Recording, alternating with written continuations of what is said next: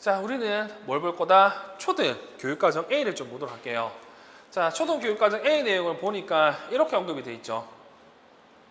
다음은 1학년 영수의 교육과 관련된 일반 학급 박교사가 특수교육 지원센터에 근무하는 김교사가 상담한 내용이다. 자, 박교사, 영수는 진단평가를 통해서 특수교육 대상자로 선정된 지체장애 학생인데 정시제까지 동반한 중복장애 학생입니다. 영수 어머니는 집이 우리 학교와 가까워서 영수를 입학시켰는데 제가 한 학기 동안 지도해 보니 많이 힘드네요. 아무래도 특수학급이 없다 보니 더 그런 것 같아요. 뭐 늘 얘기하지만 이렇게 배치할 때 제일 중요한 거는 일단 학교에 가까워야 되는 거. 자, 네, 선생님 고민이 많으시겠어요. 우선 특수교육 지원센터의 영수의 순회교육을 신청해 보는 것은 어떤가요? 네, 그런 방법이 있군요. 영수는 보행이 어려움이 있는데 순회교육을 통해 지원을 받을 수 있나요? 네, 물론입니다. 그 밖에도 다양한 특수교육 관련 서비스를 지원받을 수 있어요. 좋은 정보 감사합니다. 그런데 보행 후는 어떤 시간에 하게 되나요? 자, 이 같은 경우는 뭐 예전 교육과정 내용이 반영이 되기 때문에 지금은 그렇게 중요하지 않고요. 자, 일단 문제 이렇게 되어 있습니다. 기획의 지원과 관련해서 김 교사가 언급한 지원 외에 영수가 향후 지원받을 수 있는 내용을 현행 장애인 등에 대한 특수교육법에 근거해서 두 가지 쓰라고 이렇게 얘기하죠. 자, 기획이 뭐냐면 특수교육 지원센터입니다. 이 특수교육 지원센터 역할 같은 게 장특법에 총 7가지가 나와 있습니다. 첫 번째, 조기교육, 두 번째, 진단평가, 세 번째, 정보관리, 네 번째, 특수교육 연수, 다섯 번째, 교수활동 지원, 여섯 번째, 관련 서비스 지원, 일곱 번째, 순회 교육이죠. 근데 이 중에서 지금 얘 같은 경우는 문제에서도 이렇게 얘기했습니다. 뭐요? 얘 진단받았다고 합니다. 그렇죠? 그리고 또 얘 같은 경우는 순회 교육도 얘기를 하네요. 그리고 또 뭘 얘기한다고? 여기 보는 관련 서비스도 얘기를 합니다. 자, 그렇게 됐을 때 얘 같은 경우 지원받을 수 있는 게 뭐가 있다? 일단 정보관리, 그리고 교수활동 지원, 그리고 특수교육 연수 등이 있는데 이 중에서 특수교육 연수는 얘와 상관이 없잖아요. 그렇기 때문에 답은 교사활동 지원과 정보관리라고 쓰시면 될 것 같습니다. 그래서 이것도 꼭 기억할 건 특수교육 지원센터의 역할 7가지를 여러분들이 이 문제 통해서 기억하시면 좋을 것 같네요. 그리고 어차피 진단받았기 때문에 조기교육도 상관이 없잖아요. 그리고 2번, 이거 총론과 장특법에 나와 있는 내용이죠. 뭐 이거 같은 경우에는 뭐 해당 학급 교육과정과 교육과정 운영과 관련된 내용으로 쓰시면 특별히 어려운 건 없을 것 같고요.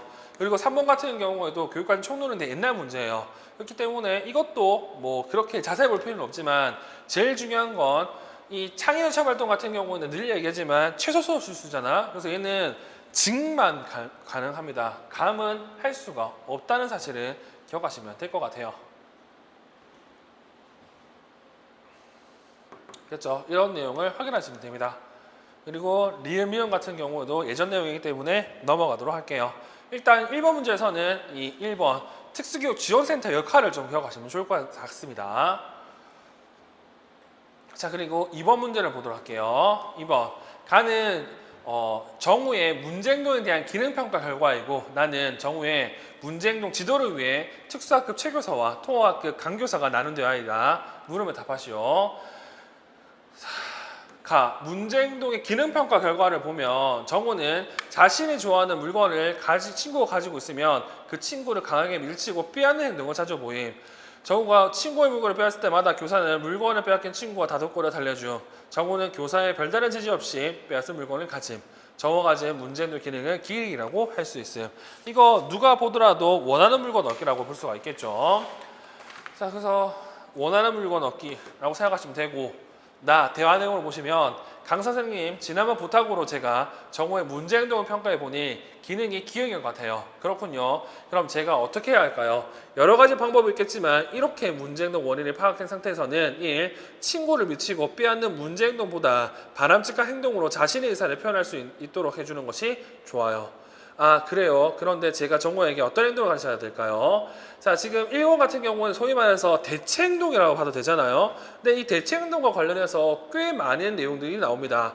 뭐 대체 행동, 대체 기술이라고 해가지고 우리가 알고 있는 대체 기술과 관련된 교체 기술을 가르치는 방법이 있고, 그리고 이거 가르치는 방법을 다른 말로 FCT, 기능적 의사활동 훈련을 할 수도 있고, 아니면 이거를 차별강화를 통해서 가르친다고 하면 대체 행동 차별강화가 될 수도 있죠. 자, 그래요. 그런데 제가 정우에게 어떤 행동을 가르쳐야 할까요? 문제 행동에 대한 대체 행동을 선정할 때에는 정우가 이미 할 수 있는 중재 중에서 선택하는 것이 좋아요. 그리고 니은 이외에도 고려점이 몇 가지 더 있어요.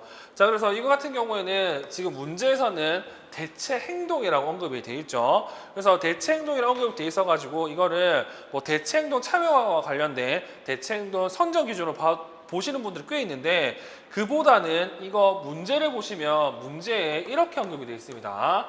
이 대체 행동의 효율성 측면에서라는 언급이 되어 있죠. 그래서 이거는 그냥 이렇게 연결해서 보시면 좋을 것 같습니다. 대체 기술 그리고 교체 기술과 관련된 대체 기술, 교체 기술 선정 시 고려 사항으로 우리가 알고 있는 반응의 효율성 측면에서 얘기할 수 있는 그 5가지 내용으로 쓰시는 게 제일 좋을 것 같고요. 뭐 그런 거 있잖아. 노력, 결과의 즉각성, 일관성 이런 것들 그 5가지 내용으로 해당 내용을 쓰시면 될 것 같습니다.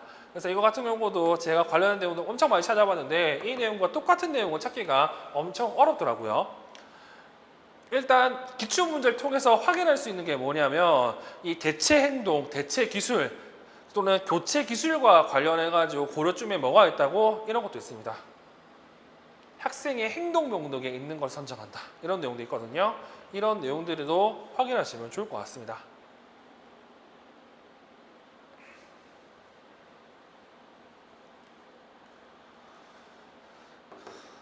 자, 그리고 중량. 그런데 대체 행동을 가르쳐 주기만 하면 정우가 할 수 있을까요? 아니죠. 우선 정우가 새로 배운 대체 행동으로 친구에게 물건을 달라고 할 때는 요청할 물건을 가지게 해주고 칭찬 좀 해주세요. 그리고 정우가 밀칠 행동으로 친구의 물건을 빼앗으려 할 때는 정우 행동을 못 본 채 하세요. 또한 정우가 좋아해서 물건을 빼앗을 물건을 학급에 미리 여러 개 준비해 두시면 문제 행동을 예방하는데 도움이 될 겁니다. 이렇게 언급이 되어 있죠. 뭐 이거 나중에 문제 보시면 아시겠지만 이 문제 같은 경우는 문제 구성상 뭐가 나오냐면 1번 문제에 문제 행동의 기능을 파악하는 내용이 언급이 되어 있습니다. 그러면 당연히 얘 같은 경우 문제점을 찾아냈을 때는 문제의 기능을 잘 활용하지 못했던 측면을 쓰는 게 제일 좋기 때문에 그 관련된 내용을 좀 여러분들이 확인하시면 좋을 것 같아요. 자, 일단 1번 문제를 볼게요. 1. 가와 나의 기획에 해당하는 정우의 문제의 기능을 쓰라고 하죠. 원하는 물건 없게 쓰시면 됩니다. 근데 이게 문제를 낼 때 소위 말해서 구성을 할 때 이런 것들은 엄청 많이 신경을 써요. 왜 그러면 문제 행동 기능을 물어봤는지를 고민해 보셔야 됩니다. 그리고 이 나의 니은의 대체 행동 효율성 측면을 쓰라고 하는데 아까도 얘기했지만 전체 내용 읽어보시면요. 이거 대체 행동 참여가 내용 하나도 없습니다. 그러면 뭘로 생각해야 된다고? 우리가 알고 있는 이 대체 기술에서 이 교체 기술과 관련된 교체 기술 선정 시 고려사항을 생각하는 게 훨씬 더 좋을 것 같고요. 그리고 이와 관련된 내용은 반응의 효율성으로 통칭해서 얘기를 하잖아요. 그래서 이 반응의 효율성 측면에서 생각하기 때문에 우리가 알고 있는 그 반응의 효율성과 관련된 5가지 내용 중에서 하나를 쓰시면 정답이 될 것 같네요. 그리고 3번 나의 일사 중에서 정우의 문제 행동에 대한 지도 방법으로 적절하지 않는 것 한 가지를 찾아 번호를 쓰고 9를 쓰라고 하는데, 자, 이 내용들을 본다고 하면 뭐 기출문 수업 때 다 말씀을 드렸겠지만 정우가 새로 배운 대체 행동으로 친구의 물건을 달라고 할 때에는 요청한 물건을 가지게 해주고 칭찬도 해주세요. 이게 뭐 우리가 알고 있는 위에 나와 있는 반응의 효율성으로 본다고 하면 뭐 그런 거죠. 동일한 노력으로 동일한 걸 해줄 수도 있는 거잖아요. 그래서 이제 2번은 맞는 내용이 되고요. 그리고 3번 같은 경우에는 이렇게 한다고 하면 친구 다칩니다. 즉 이거 우리가 알고 있는 용어로는 속어라고 볼 수도 있는데 지금 학생이 정적 강화 때문에 이 문제 행동이 지금 이루어지는 건 아니기 때문에 이거를 당연히 속어로는 볼 필요가 없을 것 같고, 그리고 문제 행동 기능을 관련해서는 지금 이게 문제 행동 기능과 아무 상관이 없는 거잖아요. 그렇기 때문에 지금 3번이 틀렸습니다. 그래서 얘는 문제 행동 기능을 고려하지 않았다라고 쓰시는 게 조금 더 좋을 것 같다는 생각이 들어요.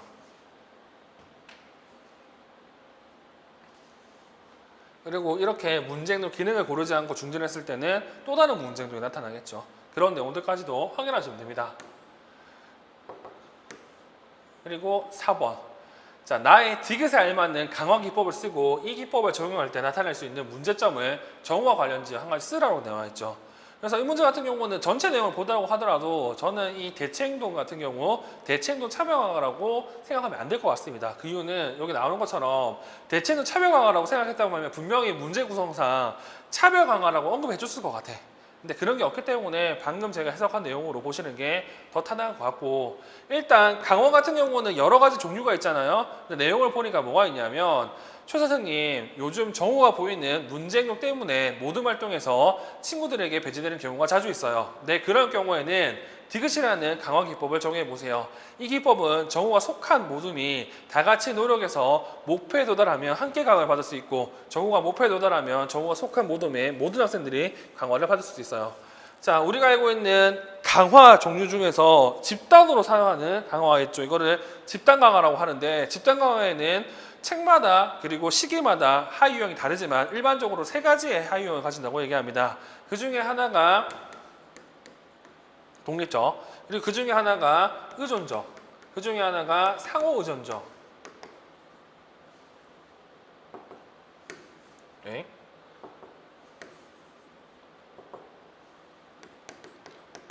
의존적 집단 강화라고 얘기하죠. 근데 이 중에서 지금 이거 정우가 속한 모둠이 다 같이 노력하면 목표에 도달하면 함께 강화를 할 수 있고, 이 같은 경우에는 여기 보면 상호 의존적이라고 볼 수도 있고요.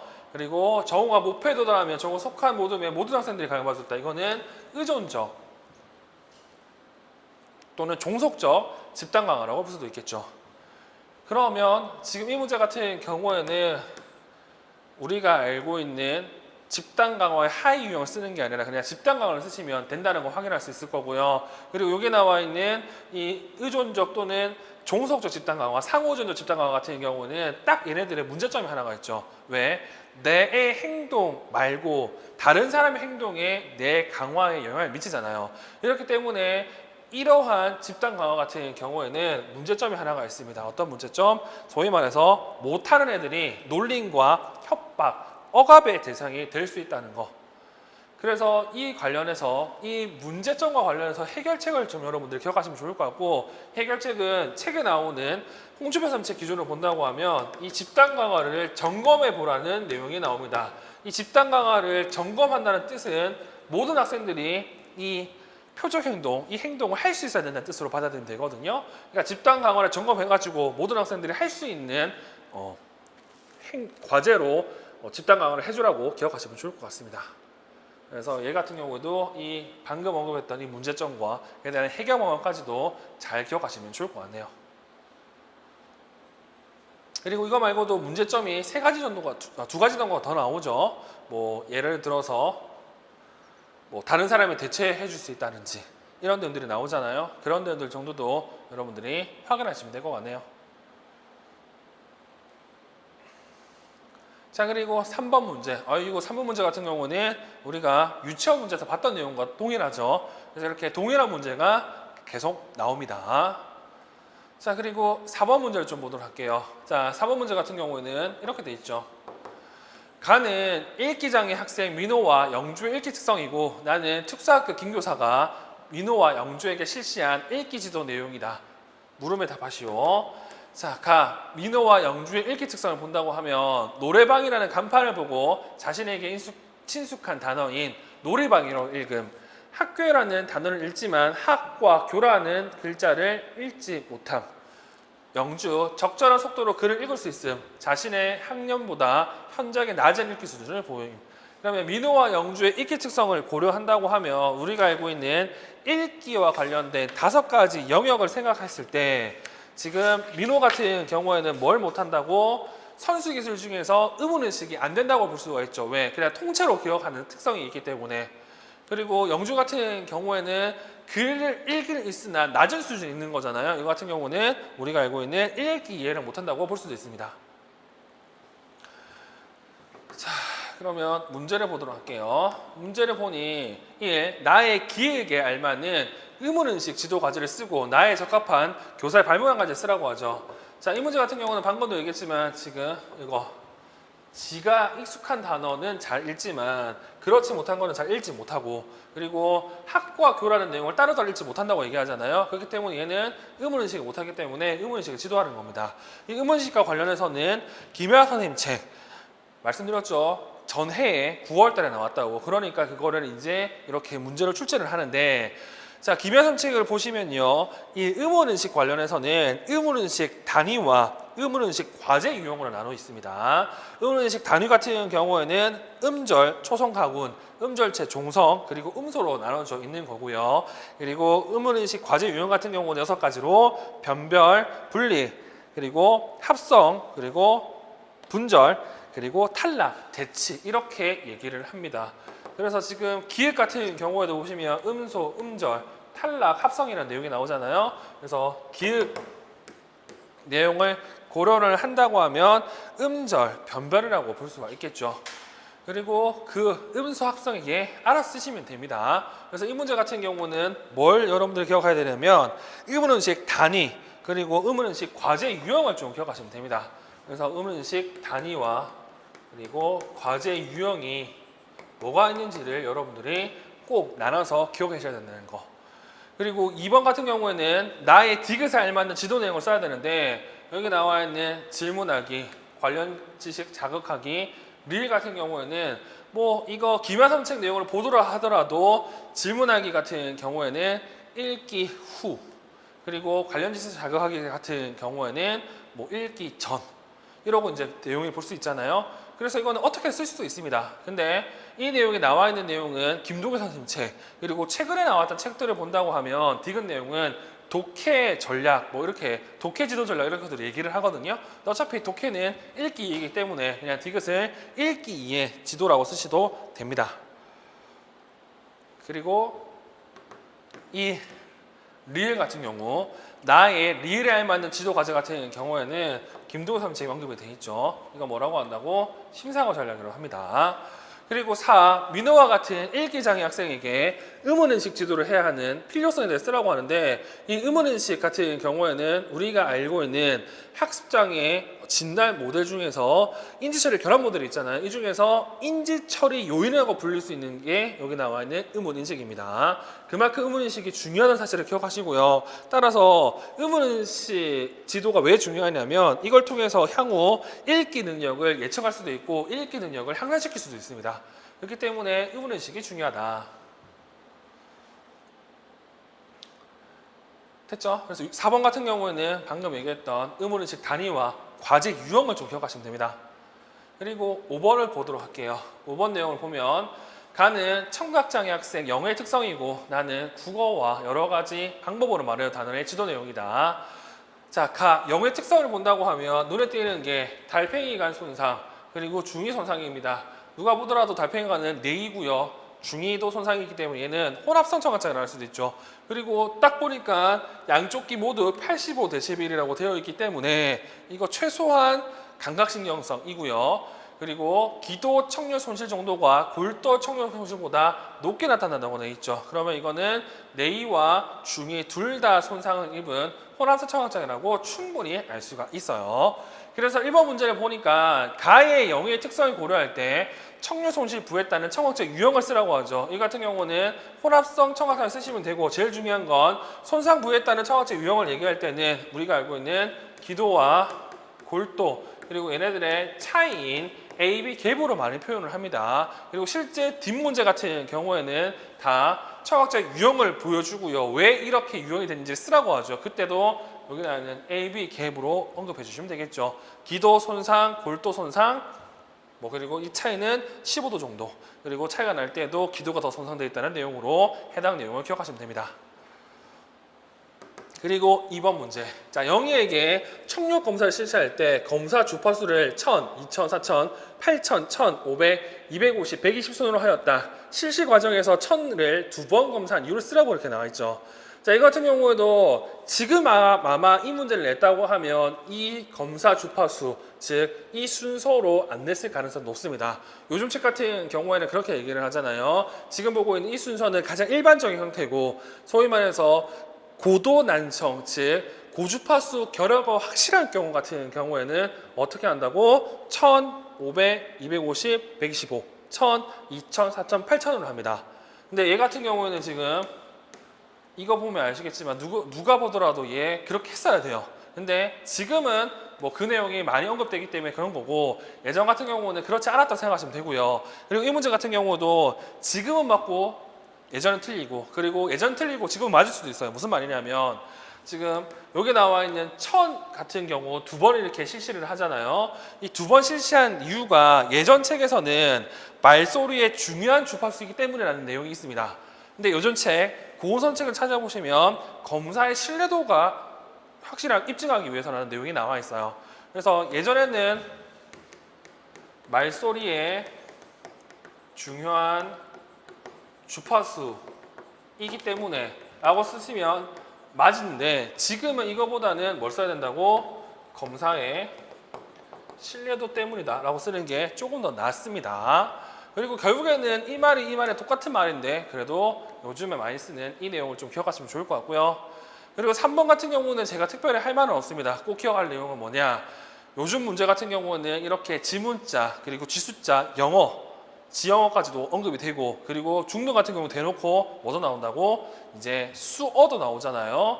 그래서 이거는 꼭 맞춰줄 내용 중에 하나고, 그리고 개인적으로 이 수어 문제와 관련해서는 이 문제 정말 저는 잘 냈다고 생각합니다.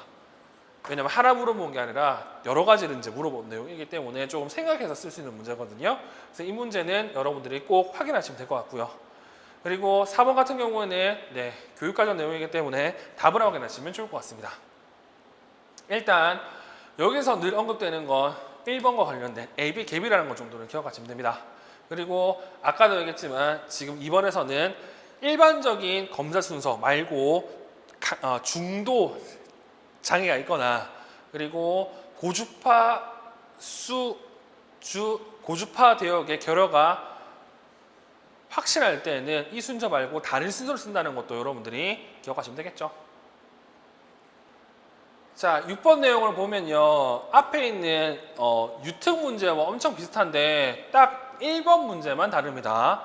자, 1번 내용을 보면 주위에 말소리 산출 과정에서 기역과 같이 현상이 나타나는 이유를 쓰라고 하는데, 자, 우리가 알고 있는 기역, 말소리의 비음이 비정상적으로 많이 섞여 있음, 이런 내용이 나와 있죠.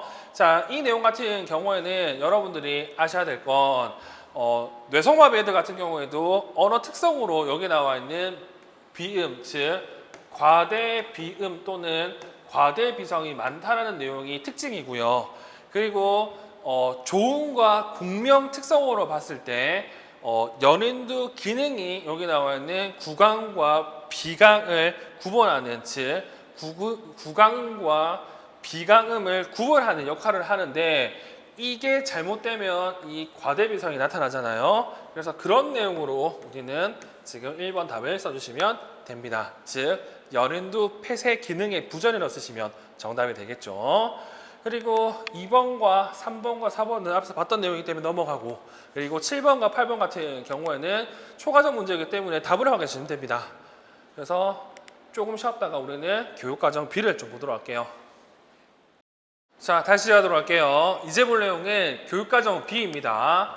자, 교육과정 B 내용을 이제 보시면 이렇게 돼 있습니다. 가는 정생동장애 학생 영어의 특성이고, 나는 통합학급 김교사가 사익과 사회 변화와 우리 생활 단어를 지도하기 위해 작성한 교사학습 과정안이다. 물음에 답하시오.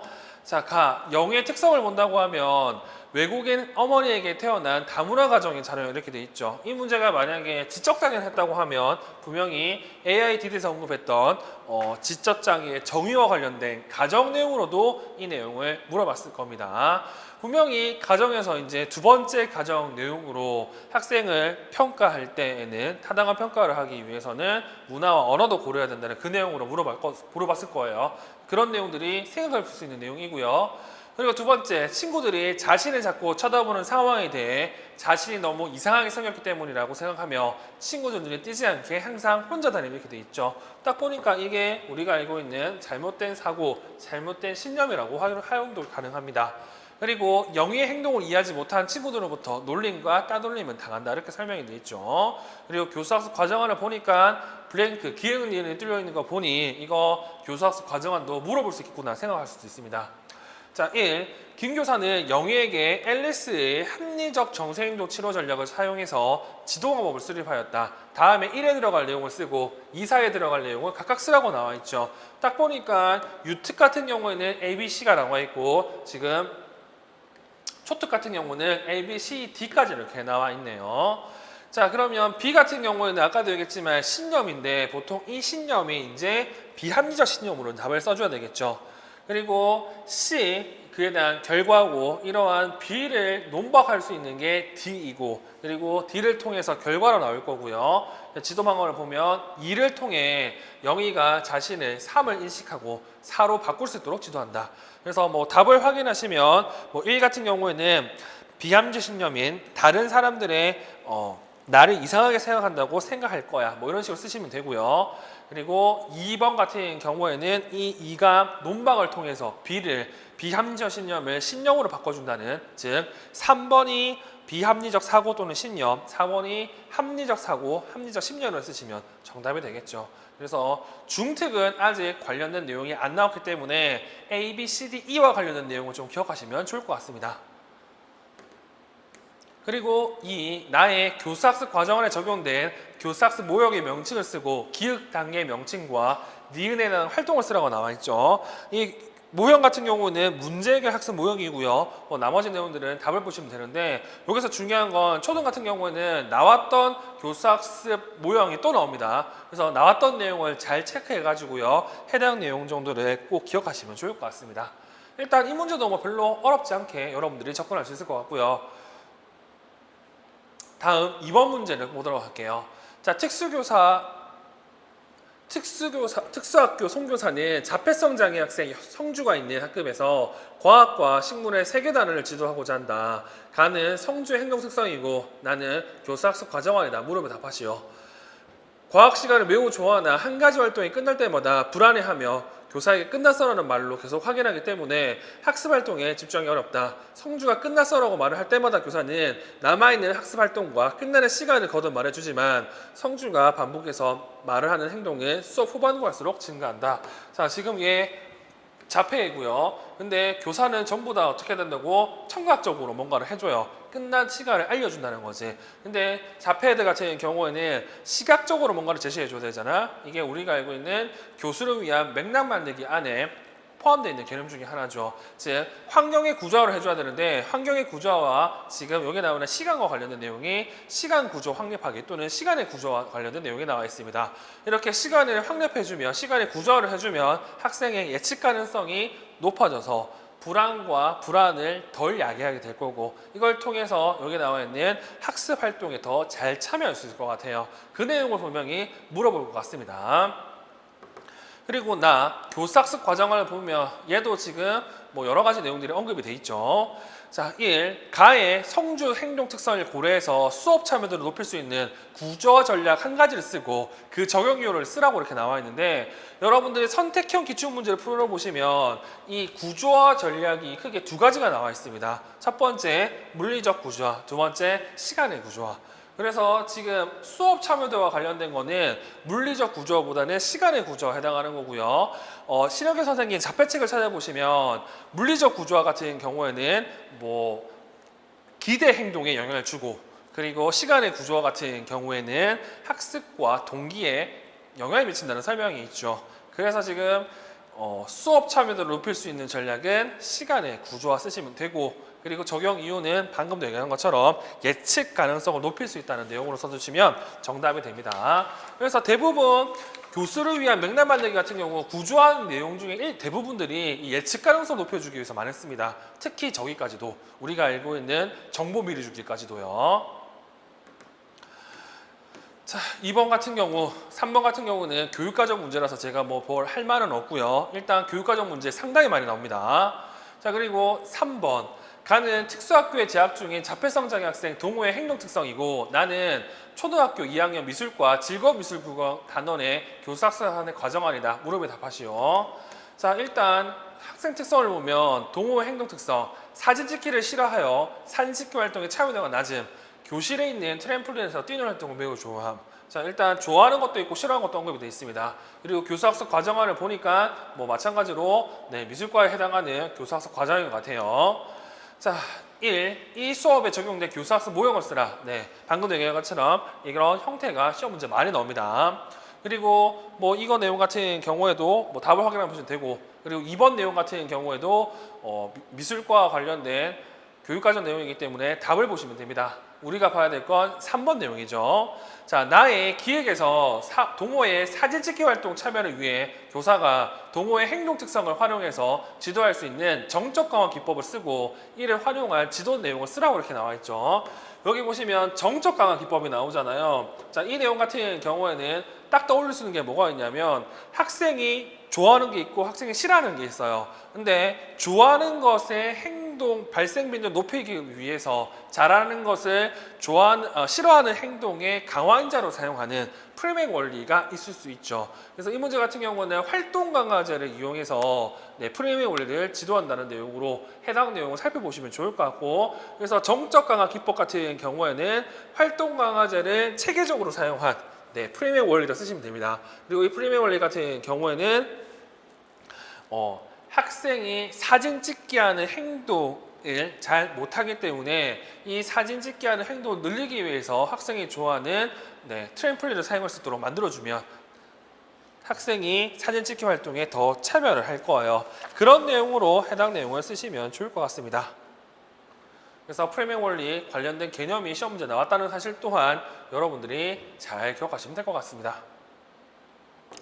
자, 4번 문제. 자, 이 4번 문제 같은 경우에는 대부분이 기본 수학과 내용이고요. 이거 같은 경우는 정말 특이하게 우리가 알고 있는 기본 교육과정 지도서에 있는 내용을 그대로 낸 내용들입니다. 자, 일단 4번 가는 중증 여성마비 학생 진수의 특성이고 나는 수학과 공모형 알아보기 단어를 지도하기 위해 교사학습 과정이다. 물으면 답하시오. 이 공모형 알아보기 단원이 수학 지도서에 언급이 되어 있습니다. 수학 지도서 총론에 언급이 되어 있는 내용이에요. 자, 일단 진수의 특성. 손과 팔의 운동 조절 능력이 있으나 필기를 하지 못함. 전동일체어를 사용해서 스스로 이동이 가능함. 구어 표현은 어려우나 인지도 손상이 적어 상징을 통한 의사소통이 가능함. 음성 출력 의사소통 기기로 의사소통함. 이거 잘 모르겠어요. 근데 우리가 알고 있는 내성마비 특성 중에서 이 특성에 해당하는 유형이 있습니다. 불수의 운동형. 이 불수의 운동 같은 경우는 어린 시기부터 이러한 이동기구를 사용해라고 하고, 그리고 얘 같은 경우는 다른 뇌성마비 유형보다는 인지도 손상이 적잖아요. 그리고 얘 같은 경우는 침을 많이 흘린다는 것의 특성이거든요. 그렇게 본다고 하면 진수 같은 경우는 논리적으로 본다고 하면 불수의 운동 유형에 해당하는 것이라고도 살펴볼 수가 있어요. 그리고 교사학습 과정안은 지도서 총론에 그대로 나와 있는 내용 중에 하나입니다. 자, 그러면 1번, 2번, 4번 같은 경우에는 수학과 관련된 내용이기 때문에 답을 확인하시면 좋을 것 같고, 우리는 3번 내용을 좀 보도록 할게요. 3번 진수는 수업에 참여하기 위해 AAC 기계에 직접 선택하기 방법 중 해제 활성화 전략을 사용하였다. 이 전략을 설명하시오. 아까 유특 같은 경우는 그냥 직접 선택하기만 쓰라고 했잖아. 근데 지금은 이 직접 선택하기와 관련된 활성화 전략 중에 한 가지를 물어봅니다. 우리가 알고 있는 직접 선택하기 같은 경우에는 본인의 신체든 본인의 의지로 도구를 이용해 가지고 어떻게 한다고? 특정한 상징을 선택을 합니다. 그러면 이 선택된 상징이 활성화하기 위해서는 여러 가지 방법을 사용하는데, 이 방법이 시간 활성화, 그리고 해제 활성화, 평균 또는 여고 활성화가 있겠죠. 그리고 재밌게도 이 활성화 전략 같은 경우는 전부 다 뭘 쓰는 게 문제다? 쟤네들의 개념과 정의를 쓰는 게 문제입니다. 이 문제도 마찬가지로 해제 활성화 전략을 쓰라는 거죠. 이 해제 활성화 전략 같은 경우에는 눌렀다가 뗄 때 활성화되는 거잖아요. 지금 이 전자칠판 같은 경우도 눌렀다가 떼면 활성화되는 기능이 있거든요. 이렇게 됐죠. 이게 전환적인 해제 활성화 전략이에요. 이런 것들을 여러분들이 좀 잘 기억하시면 좋을 것 같습니다. 그래서 우리는 이 활성화 전략과 관련해서 시간 활성화, 해제 활성화, 그리고 평균 또는 여거 활성화와 관련된 정의, 개념을 기억하시면 좋을 것 같고, 기출문제 살펴보시면 알겠지만 조만간에 다 나옵니다.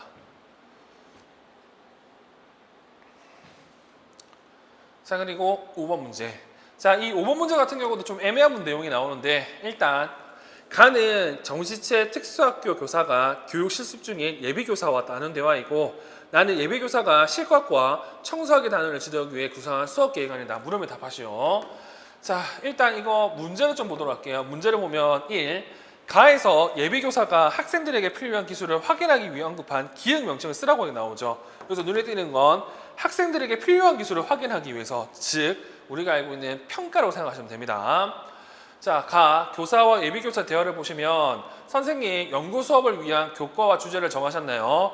아직 못 정했어요. 하지만 학생들이 생활하는데 꼭 필요한 기능적 기술을 가르치는 수업을 해보고 싶어요. 눈에 띄는 건 기능적 기술. 이 기능적 기술이라고 얘기한다고 하면 현재도 필요하고 미래도 필요하고, 그리고 내가 안 하면 다른 사람이 해줘야 돼. 그러한 기술을 기능적 기술이라고 얘기합니다.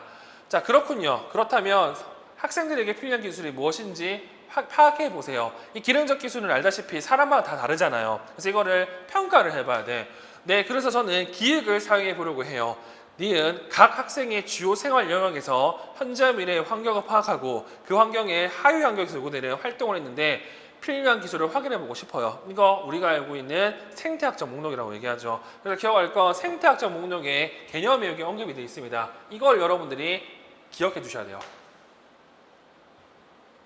자, 그렇게 확인한 다양한 기술 중 어떤 기술을 먼저 가르쳐야 할지 잘 모르겠어요. 즉, 생태학적 목록으로 우리가 알고 있는 여러 기능적 기술을 확인할 수 있습니다. 여러 기능적 기술이 있을 텐데 이거를 먼저 가르칠 걸 잘 못 찾는다고 합니다.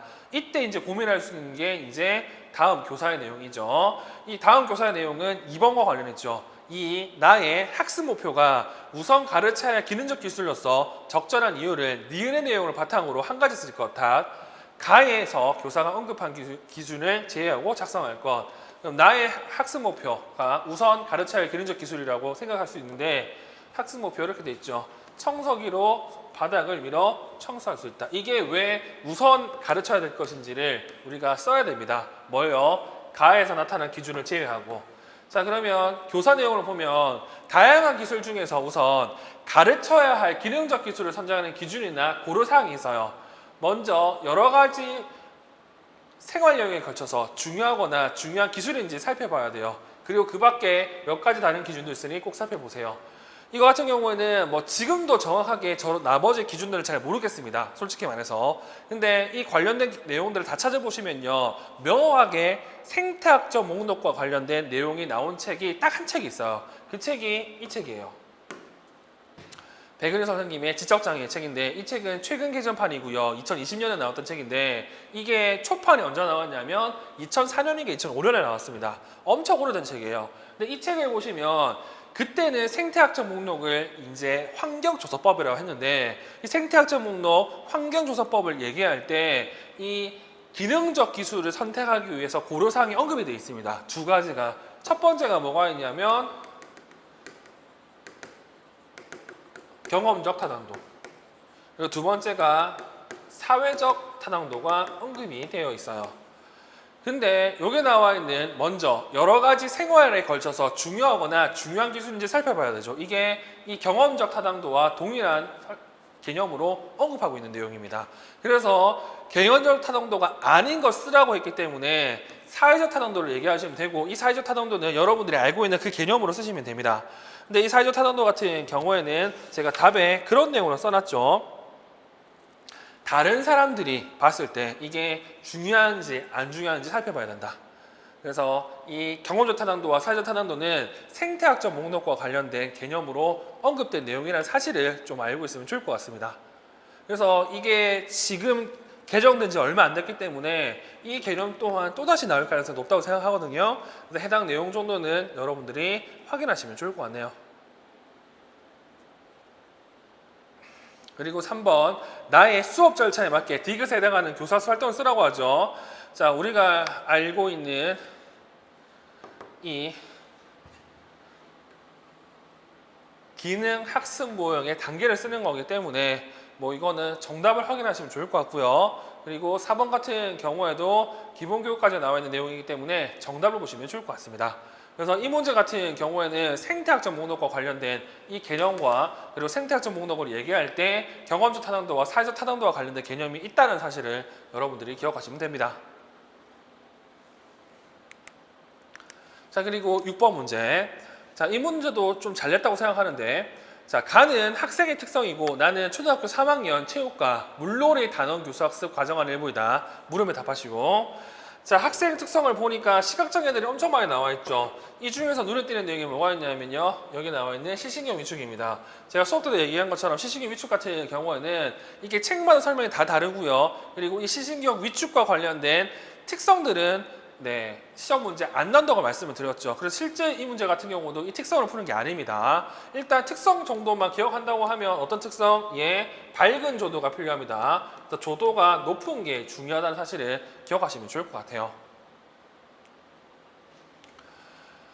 자, 그러면 문제를 한번 보도록 할게요. 문제를 보니까 자, 1번 공통교육과정과 관련된 내용이죠. 이거 같은 경우에도 교육과정 내용이기 때문에 정답을 살펴보시면 좋을 것 같고, 우리가 봐야 될 건 2번 내용이네요. 자, 2번 내용을 보니까 가의 학생 특성과 나의 교수 학습 활동에 기초해서 기읍과 니은의 유의점을 특별히 고려해야 할 학생 이름과 그 이유, 그리고 디귿의 역할을 담당할 학생 이름과 그 이유를 쓰라고 이렇게 나와 있죠. 일단 기역 니은을 보니까 기역 니은 같은 경우에는 눈에 띄는 게 다이뱅 입술 금지, 그리고 머리가 부딪히지 않도록 지도한다는 내용이 나와 있습니다. 이 내용을 다른 말로 한다고 하면 저런 것 때문에 뭐가 일어난다? 망막박리가 일어난다고 말씀을 드렸죠. 자, 예전에는 망막박리가 고도근시, 그리고 미숙아마 망막증, 그리고 당뇨성 망막병증 또는 당뇨성 망막증이라고 얘기했고, 요즘 책에서는 녹내전과 망막색소 변성을 이제 망막병리가 일어날 수 있는 안진환으로 얘기합니다. 그리고 이 망막색소 변성 같은 경우에는 이태원 책에 나와 있죠. 그러면 지금 여기서 망막박리가 일어날 수 있는 애들을 찾아보면 이 민수, 정배, 서리가 있는데, 제가 답에로는 이 미수가 망막변성이라고 써놨습니다. 그 이유가 뭐냐면, 일단 기본적으로 예전 책 같은 경우에는 이 망막색소 변성을 망막박리가 일어난다는 안진환을 설명한 책이 거의 없습니다. 그래서 얘는 제껴지는 거고요. 그리고 문제 구성상 이 디귿의 역할을 담당하는 애들 같은 경우에는 이 디귿 내용을 보시면 이렇게 돼 있죠. 디귿은 진행 보조예요. 왜 진행 보조냐면 얘 같은 경우에는 지금 이렇게 물 속에 들어가지고요, 이렇게 자명을 해야 돼요. 근데 자명을 하면 어떤 문제가 발생하냐면 소위 말해서 안압이 상승이 됩니다. 근데 이 녹내장 같은 경우에는 이 안압 관리가 제일 큰 문제잖아요. 그래서 녹내장 애들은 안압이 상승되지 않도록 중량 들개라든지 자명 같은 거 하지 말라고 합니다. 그러니까 녹내장이 지금 디귿 역할을 해야 되기 때문에 지금 미수가 망막 변성이 망막 박리와 관련 있고, 그리고 디귿 역할 진행 보조 같은 경우는 녹내장과 관련했다고 언급하시면 되겠죠. 그래서 지금 이 문제 같은 경우, 이번 문제 같은 경우에는 지금은 이게 틀렸다고 얘기할 수 있는 문제입니다. 그래서 여러분들이 기억할 건 이제 망막박리와 관련된 안질환은 총 5가지라고 생각하시고요. 이 중에 최근에 언급되는 게 녹내장과 망막색소 변성이라는 정도는 꼭 기억하시면 좋을 것 같습니다. 자, 그리고 3번 리을의 하나이다. 자, 리을 같은 경우에는 점자 카드죠. 이 점자 카드 같은 경우에는 해석해 주시면 해파리뜨기가 되는데, 해파리뜨기는 실제 공통교육 과정에 언급되는 내용 중에 하나입니다. 그래서 이 문제도 엄청 잘했다고 생각합니다. 그리고 4번 같은 경우는 공통교육 과정과 내용이기 때문에 답을 확인해 보시면 되겠죠. 됐죠? 그리고 7번과 8번 같은 경우에는 초과점 문제이기 때문에 답을 보시면 됩니다.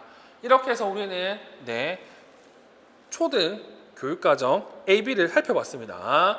이 초등 같은 경우에도 새롭게 언급되는 내용이 꽤 많았습니다. 그리고 아까도 얘기한 것처럼 지금은 틀린 내용도 꽤 있습니다. 이런 것들을 여러분들이 확인하시면 좋겠네요.